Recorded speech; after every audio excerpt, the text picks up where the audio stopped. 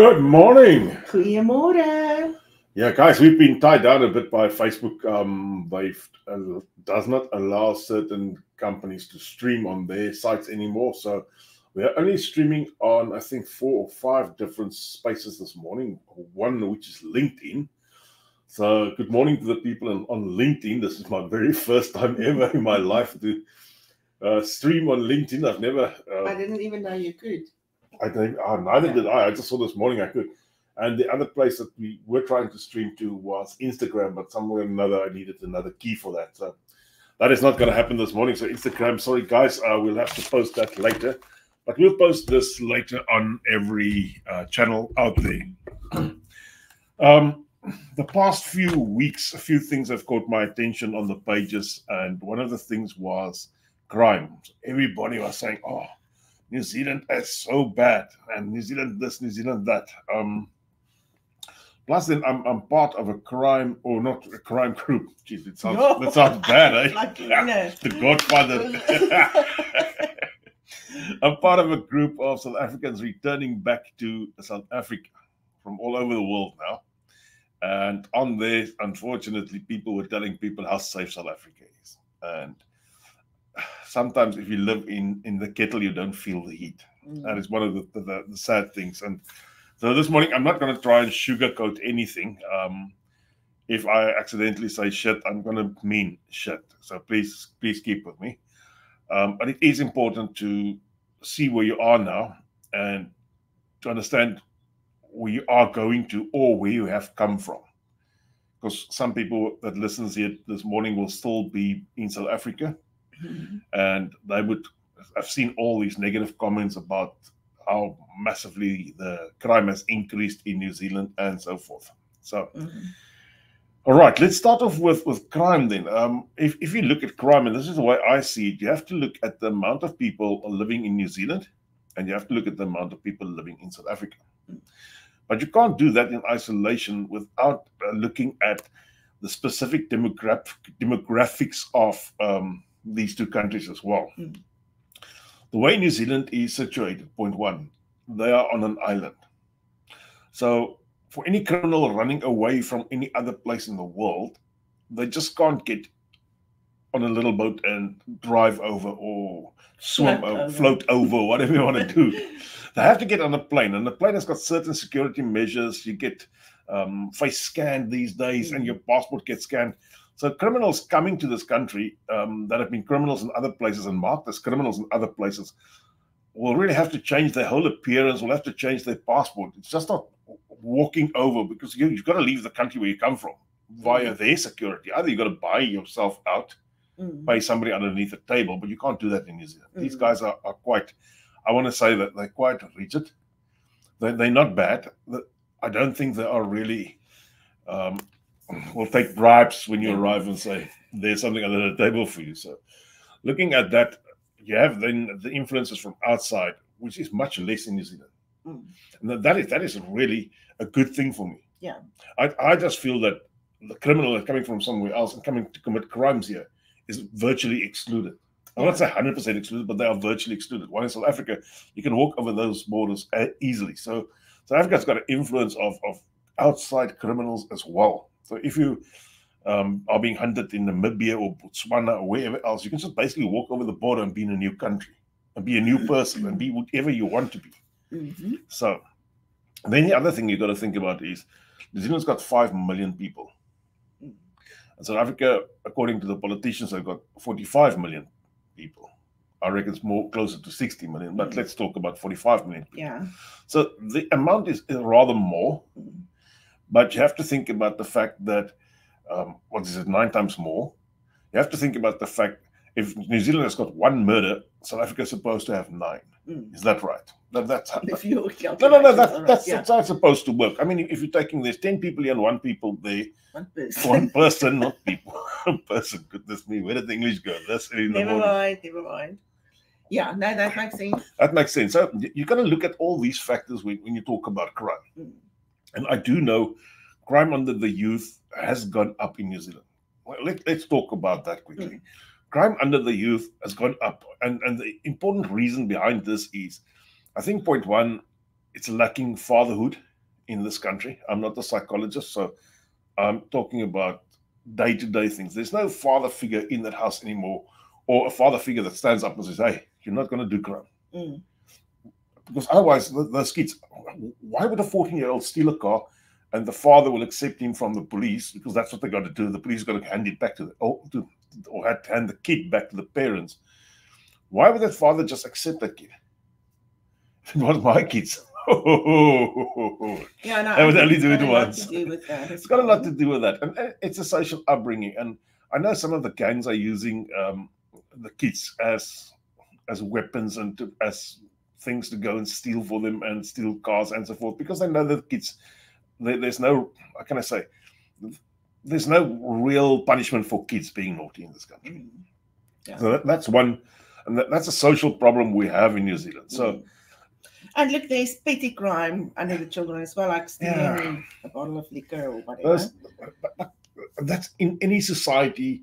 You get kids who try to challenge and see how far they can take this, and then eventually get caught. And you get the other kids that are good kids. You can't say that all kids are bad now. No. You really can't say it. I promise you, I know a lot of kids that is really exceptional good kids. And I take my hats off to those parents. And some of those parents are single parents as well. I take my hats off to those parents who really brought up their kids and said, guys, this is the right way and this is the wrong way. Yeah. And those kids have taken that to heart. And those are our future leaders. Yeah. That is our future leaders. So let's pop back to crime. If you go and look at the crime index, that is amount, and that comes to countries who's got the highest crime in the world. All right. I'm glad to say South Africa has won the Springboks. The Springboks have won the World Cup. They very nearly won this one as well, because they're at number 5. Okay. But they won the one in Africa. They're the highest crime country in Africa. Okay. Even higher than somebody like Nigeria. No, that's actually... That's horrific. It's actually horrific. So there's no country that's got a higher crime rate than South Africa. In Africa. In Africa, yeah. But in the whole world, they're at number 5. Okay. While New Zealand is up at number 62. Okay. We have slipped a few spaces. I fully agree with that. We have slipped a few spaces. Then they also got what they call the safety index. That is where you will go to feel safe. Now, how the lower the safety index is the less likely you are to feel safe there. Okay. The higher the safety index is, the more safe you will feel there. All right. Safety index for New Zealand was 52. Okay, that's not really high. That's not really high. No, we have slipped a few spaces. We have slipped a few spaces. I fully agree with you, but it's still regarded as low. Okay. So crime is still regarded as low in this country, while South Africa is at 24. Okay. So double the amount, basically. The other nice thing about New Zealand is we can still get away with being without stuff like security gates, alarms, burglar bars, what's other stuff we use in South Africa, tradie doors, doors in your house. We can still get away with it. You will get petty crime, like if your car is outside and open, someone will open the doors and take stuff from your car. You will get that. But it's not every car. No. It's one car in a suburb, and 2 cars in a suburb. Sometimes they steal cars. They do. And there is a certain type of car that is stolen. So I know the Mazda Timios, they were very, very stealable. And then I think the Toyota Aqua as well. Those were all some of the smaller type of cars. And this year, murder has gone up. I'm being quite frank. You see that in the newspapers. If there's a murder somewhere, you see that. But I think the difference also between New Zealand and some of the other countries is you will know of almost every murder that takes place. Yeah. But one thing about the New Zealand newspapers is they don't do the grisly. No, they just tell you that someone they don't do the ugly. But they don't tell you what had happened and how many times. All the stuff that you actually want to know, they don't tell you. And they don't tell you really who is the suspect. So sometimes you see that it's a family member or a sister or mother or something like that. And the murders are mostly in the areas, I don't know how to say this in a good way, but in the low income areas, where there's a lot of gang members maybe. So the most murders takes place there. There are the odd one that's not. I want to say something about gangs now. And I know everybody's talking gangs. The gangs in Cape Town. If you bring 3 of those gang members to New Zealand, they'll sort out all the gangs within a week. That I promise. It will take them a week because they've got to drive far. The gang members in New Zealand, they do ride bikes and they do spin a bit. They look intimidating. That's about that. In my whole time in New Zealand, and this is 7 years, I've never seen anybody under the influence of drugs. No one. Never seen anybody. I'm not talking the sleeping pills and those type of stuff. I'm talking somebody doing meth or drugs or those type of things. I've never seen anybody under drugs. Never. I've seen a few people walking in the street and you can see that they're definitely on something. Some of them is mental problems. You've got to have a look. There is a few mental cases roaming the streets. But I've never seen anybody do drugs, flat out. While in South Africa, that was prevalent. Is that the right word? I don't know. It was full up. It was all over. So, yeah. Let's talk about murders. I want to go back to this one specific slide that I got here. I was actually shocked at that. Between 2007 and the year 2020, that's for a period of 13 years, there were 1,005 people killed by homicide. That is either murder or manslaughter.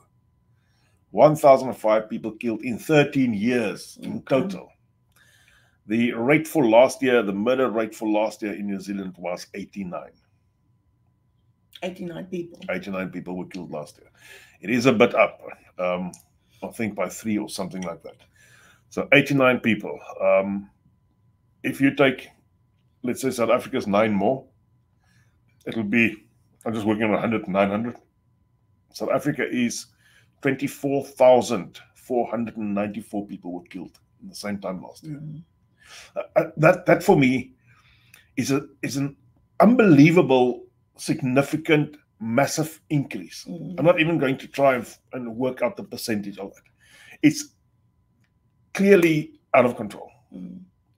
The increase on that, if you take 10 years ago, it has increased by 77%. That's how far this has gone. And I mean, geez, now we're talking nearly 25,000 murders. Nearly 25,000 murders. That's hectic. That's hectic. I'm not even going to go into the other crimes. No. So that was one of the reasons why we came to New Zealand. I didn't want to be a figure. I don't want to be a statistic somewhere. I think the one thing, you don't have the statistics of that yet, but the main thing for me is the safety of the children. We were washing the cars the other day, and our grandkids are young, and the little one, she's 5. She said she wanted to vacuum the car. So I said, yeah, that's fine. And I went inside, and she said, no, come stand with me. And I said, I just want to go do something. And she's like, but what if someone takes me? But they're out of the country for two months. Yeah. And I say to her, no one is going to take you. And I can say that with all honesty. It's just the fact that if your kids come here at a very young age, they will never know what it feels like to live in constant fear.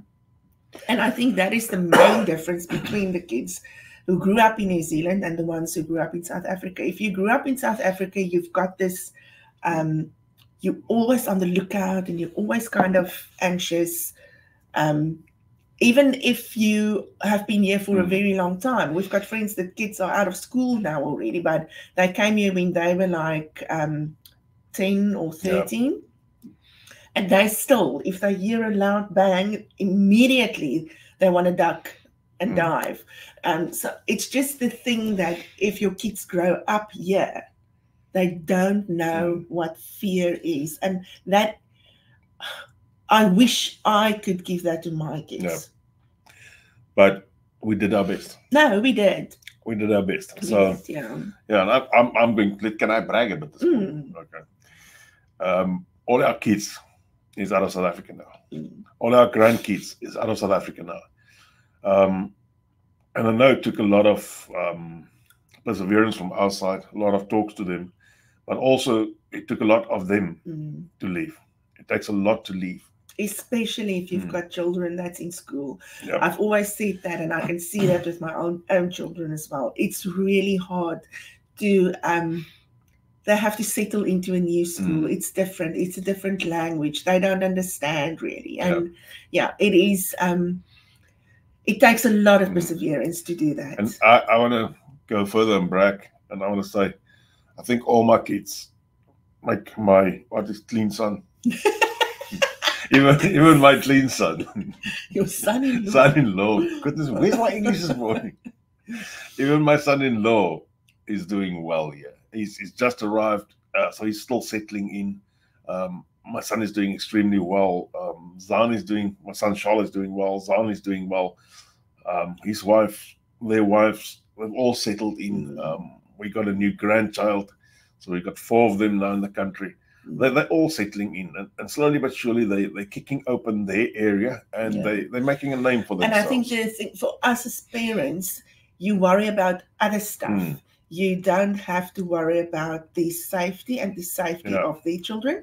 You worry about other stuff like how are they settling in school and the little stuff that you can actually do something about. For me, worrying about safety in South Africa, I would think that's probably one of the main things that I was worrying about. We had a good business and so forth, so I wasn't worried every month about the finances and those type of things, but I was really worried about the safety. My big concern in South Africa was, where do I start looking for anybody if they can disappear? Because people disappear. People disappear. So someone disappeared here as well. 3 children and their father. Yeah, but he took the kids to the bush. Yeah, so everyone's they're still alive. Someone spotted them the other day. But he just took his children and he left for some reason. Then he went back and stole the car and left the car. But it's a very interesting story, and you hear all about it on the news every time that someone spots him. So that's quite interesting. I know about a Chinese woman who disappeared the other day, about a year ago. So that was about that. And I think they found a killer. No, they found the killer, presumably, but they haven't found the body yet. Yeah. So that's the other thing. If something happens, a murder especially happens in New Zealand, you can be 99% sure that they will catch the murderer. Or go all out to try and catch the murderer. The other thing as well, even smaller crimes gets a lot of attention. And even stuff that's not a crime, like car accidents. They really look into car accidents.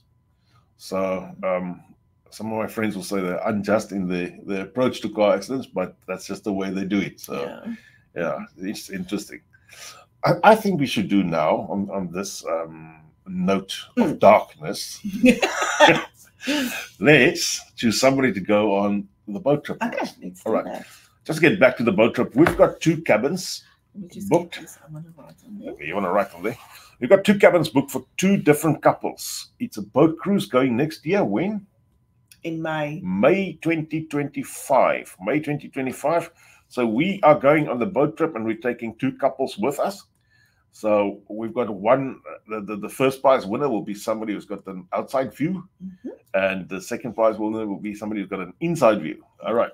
So let's generate 2 numbers this morning. I just want to get the couple or people that have written in.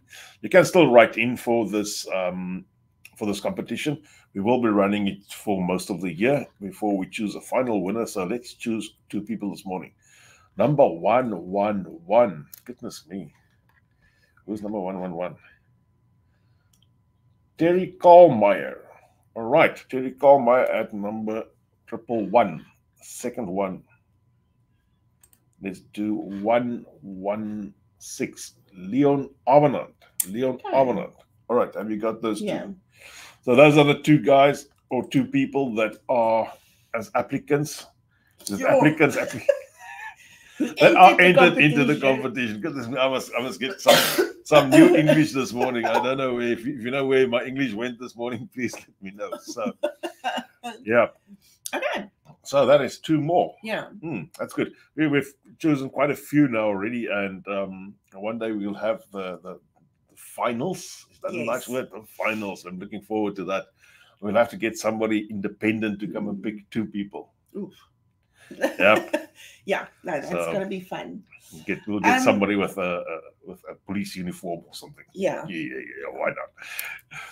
Okay. I think while we still have time, let's talk about how we experience New Zealand crime-wise, or how we have adapted to a country with very little crime. I've not left my South African roots behind. Okay. You are still very vigilant. That's just me. Yeah. I grew up in a situation where this was the norm. So I think for the men, it's probably a little bit harder to let go of that paranoia. For me, the rest of my life on earth, I will try and protect all my family and everybody else around me. So that is why I am who I am. So I still lock my car doors. I know you don't. Okay. That is shit. I told somebody else that shit this morning. So, but that's the way she does it. That's the way I do it. I still lock my car doors. I don't get paranoid about going to check and to see if my car doors are locked every night, but I lock my car doors. I see that my son-in-law still gets up at night just to go and see did he lock the door. He's 2 months here. Yeah. That was me. That was me. Yeah. That was me. So that will also subside sometimes. And every night before we go to sleep, I just check if the front door, the back door, and the side doors are locked. Yeah. That's as easy as that. I just go around and feel them. So the one thing that I can say that changed in the last 6 months, probably for you, if he says someone is going to come to do something around the house or in the house or whatever, then I'll say, okay, just tell them that I'll leave the front door open and you'll be okay with that.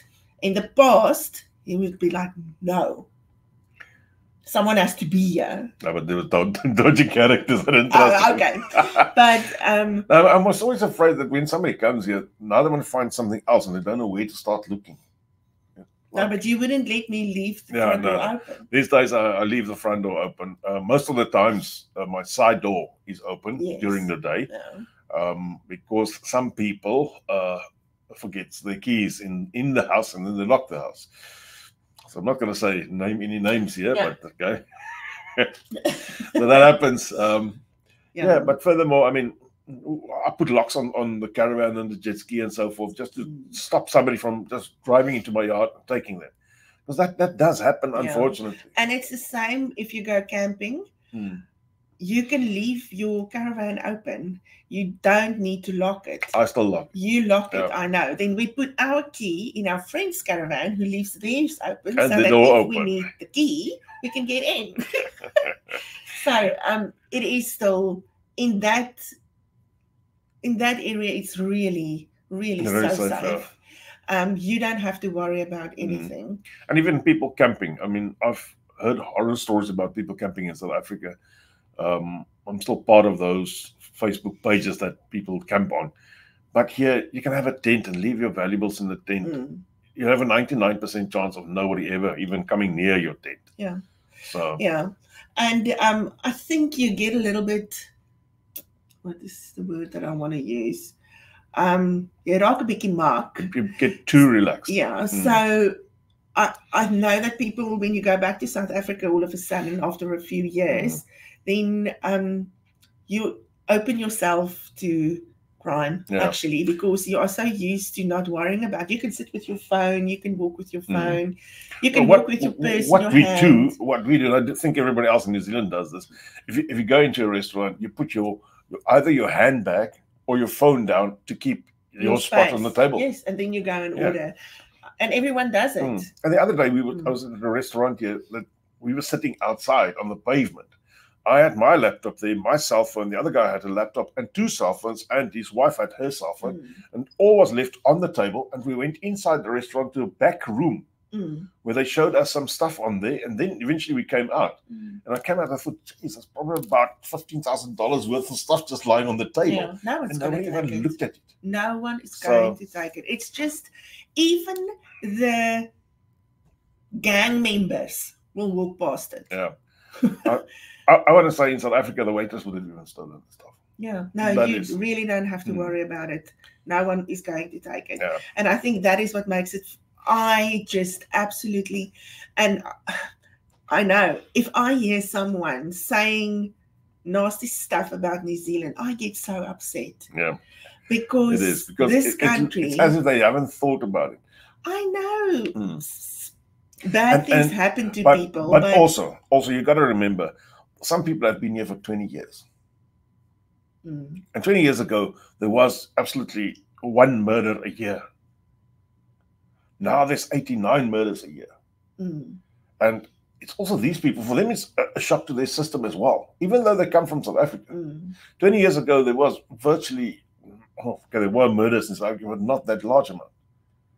These days, I mean, if you have been here for 20 or 25 years, probably it could be that you are suddenly shocked or...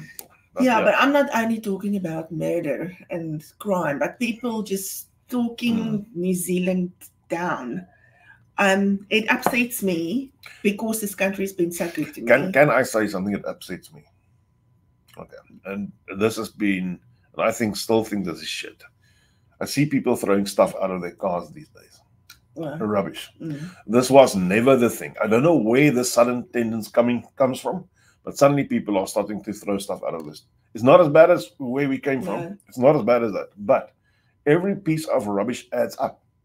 Every piece of rubbish adds up. There's some little towns, and we drove past her the other day. There was a lady, I think it's at Whakatane, where we drove past her. She was outside the town, and she was in the local newspaper. This is what she does every day. She drives with her private car, her own fuel, nobody pays her. She goes and pick up rubbish next to the road. Yeah. And you will still see in town, even if you walk and I do it too. If I see a piece of paper lying around, just randomly pick it up and put it in the... And if you go camping, there's this... You just do it. It's just part of... I think it's that proudness of your country, and you want to keep it clean. But we have to try harder. Yeah. I just feel we have to try harder. If everyone just do their bit. But it is a really clean country. You will rarely see something lying around. So if you see a piece of paper, please pick it up. Be the person that makes the difference. All right, I think that's us in a nutshell this morning. We could only do this one Facebook channel. But you will send the link. Oh yeah, I'll drop the link on all the other pages. So, all right, guys, thanks for listening to us once again this morning. I think we were 11 or 12 this morning, so all 11 or 12 of you. All right, have a lovely day, and it's nearly a weekend. See you all later. Bye.